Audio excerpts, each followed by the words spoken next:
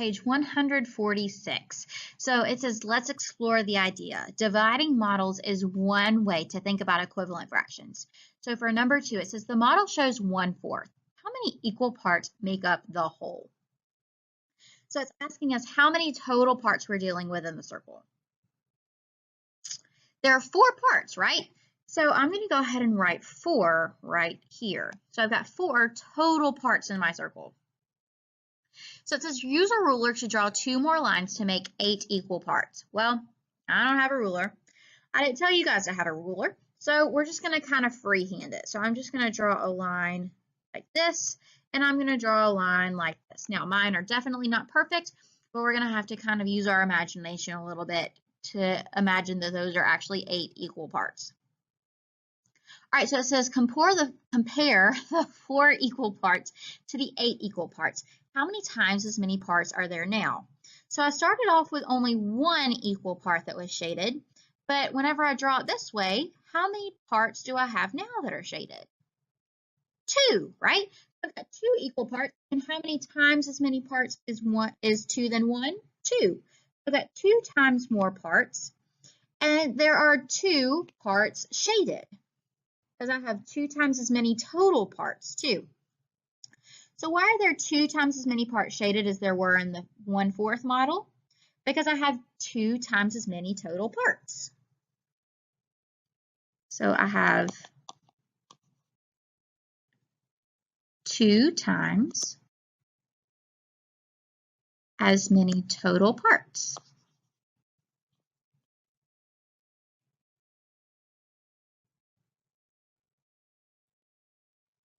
All right, so it says use the model above to answer problems 4 and 5. So we're going to continue using that circle model. All right, so it says if 3 of the original 4 parts were shaded, how many of the 8 parts would be shaded? Okay, so it's asking instead of 1/4, if we had 3/4 shaded, what would be equal if there were 8 parts shaded, if there were 3/4 originally shaded? Well, I know that 8 is 2 times more than 4, so I need to figure out what is 2 times more than 3. So I need to multiply 3 times 2. That's going to give me 6. Okay, so I know that there would be 6 of 8 parts shaded, because if 3 of 4 were shaded, then 6 of 8 would be shaded. All right, number 5. If all 8 parts were shaded, how many of the original 4 parts would be shaded?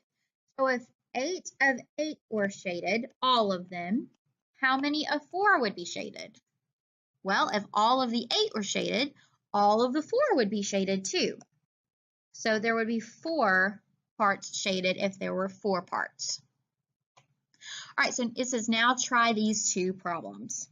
So number 6, it says draw a model to show 2/3 and then divide it into a different number of parts to show an equivalent fraction. Okay, so let's go ahead and start.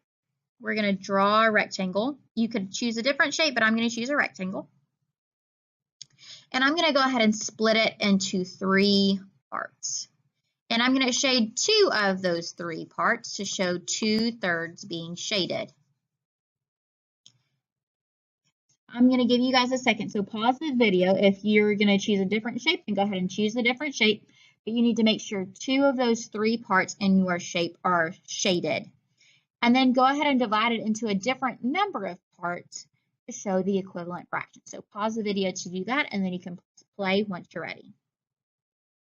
All right, so now that you've had a chance to kind of draw your shape, make it into 2/3, and then divide it a different way to show an equivalent fraction, let's do the same thing with a rectangle that I drew. So I'm just going to draw a line right across the middle. So now I've got 6 total parts. So originally I was showing 2/3 because 2 of my 3 parts were shaded.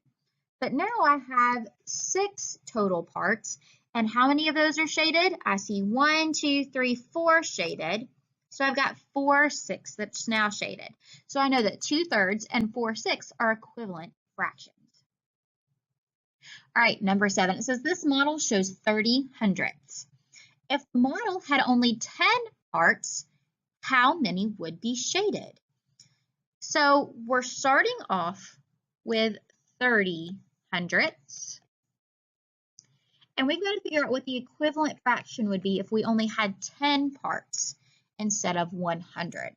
So I want you to pause the video to think about how you would maybe go about solving that. And then you can press play once you're ready.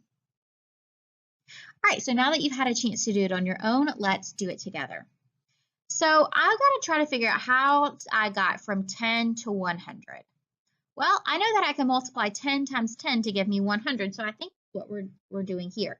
So if I multiply by 10 on the bottom, I've got to multiply by 10 on the top. So 10 times what would give me 30? 3. So I know that 3 total parts of 10 would be shaded if I only had 3 parts, if I'm trying to make that equivalent to 30 hundredths. All right, so now we're going to talk about it. So it's to solve the problems below as a group. Okay, so I'm going to have you guys do some of these by yourself and then we'll talk them through. All right, so 8, it says write the equivalent fractions from problems 2 and 3. Okay, so this is one that we can kind of go back for. The first one it gave us was 1/4. Okay, but then I split it into 8 parts. And I know 2 of those 8 were shaded, so I have 2 8s for my second fraction. So 1/4 and 2 8s, and I know that those are equivalent fractions. It says multiply both the numerator and denominator of 1/4 by the same number to get 2 8s. What number did you use? Why does this make sense? I'm going from 1/4 to 2 8s, and I've got to figure out what number that I multiplied the top and bottom number by to get from 1 to 2 and from 4 to 8. So pause the video to think about that. How did I get from 1 to 2 and then 4 to 8 times what? Pause the video to think, write down your answer, and then you can press play once you're ready. All right, you should have gotten times 2 because 1 times 2 is 2 and 4 times 2 is 8. So what number did I use? 2. And why does this make sense? Because there's twice as many parts in the one with 8 as there are in the circle that we only had 4. So there are twice as many parts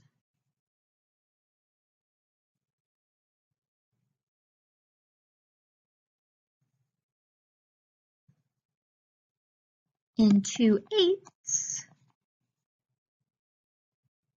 as in 1/4. So there's 2 times as many parts in 2 8s that are shaded as in 1/4. So what happens if you divide both the numerator and denominator in 2 8s by 2?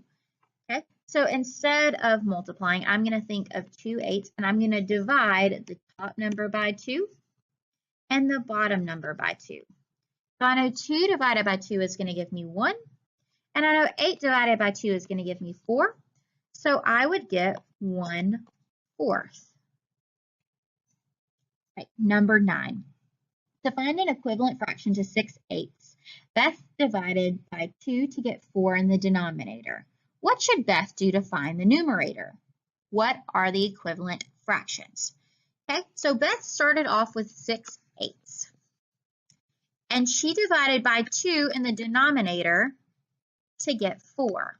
So we've got to figure out what we have to do to the top number to come up with an equivalent fraction. So what we do to the bottom, we're going to have to do to the top. That's the rule. In order to come up with equivalent fractions, what you do to the bottom, you have to do to the top. Or what you do to the top, you have to do to the bottom. So since I divided the bottom by 2, I had to divide the top by 2. So I've got 6 divided by 2, and that gives me 3. Okay, so what are my equivalent fractions? I've got 6 8s and 3/4. All right, so number 10, it says fill in the missing numbers to find an equivalent fraction to 5 6. So I want you to take a second to pause this video. It gives you 5 6, and it says to multiply the top part by 2, and you get 10. But now we've got to figure out what to do for the bottom part. So go ahead and pause this video, think about what you would do, fill in your answers, and then you can press play once you're ready. All right, so now that you've had a chance to do it on your own, let's do it together. So as I said previously, what you do to the top of the fraction, you also have to do to the bottom of the fraction whenever you're finding equivalent fractions. So since we multiply the top by 2, we're going to have to multiply the bottom by 2. So for this first blank, we should get 2. And then I know 6 times 2 is 12. So 5/6 and 10/12 are equivalent fractions. All right, so now it says try it another way. Work with your group to model equivalent fractions. Again, we're remote, so we don't have groups, so we're going to have to do it by ourselves and then talk about it together. All right, so number 11, it says shade the model to show 2/5. Then show 10 equal parts and write the equivalent fractions. So let's do this first one together, and then I'll have you do the second one together by yourself. That makes no sense, Miss Mickey. I'll have you do the second one by yourself, and then we'll talk about it together. That's totally what I meant. So let's do the first one together. So I need to shade this to show 2/5. So I'm going to shade 2 of my 5 parts. Okay. To show 10 equal parts and write the equivalent fractions. So if I split this right down the middle, I'm going to be splitting that into 10 equal parts. Okay, so I showed 10 equal parts, and now I need to write the equivalent fractions. So I started off with 2/5, and I know that my denominator is 10 because I've got 10 equal parts, but now I've got to see how many of those equal parts are shaded. I see 4 equal parts shaded, so I know that 2/5 and 4/10 are equivalent fractions. So I want you to go ahead and try number 12 on your own. It says to shade the model to show 1/4, then show 12 equal parts and write the equivalent fractions. So go ahead and pause the video to do that, and then you can press play once you're ready. All right, so now that you had a chance to do it on your own, let's do it together. So the first thing that I'm going to do is I'm going to shade the model to show 1/4. So I'm going to shade one of these 4 parts. And then it says show 12 equal parts and write equivalent fractions. Okay, so I know 4 times 3 is 12, so I need to split each one of those 4 parts into 3 sections. So I'm going to go ahead and split this here, this here, this here, and this here. So now I have 12 equal parts, and I need to figure out how many of those equal parts we have now. So I started off with 1/4, and then I split it into 12 equal parts. So how many parts do I have shaded now? I see 1, 2, 3, so I know that 1/4 is equal to 3/12. Thank you so much for following along with our video for today, and I look forward to seeing you in tomorrow's lesson.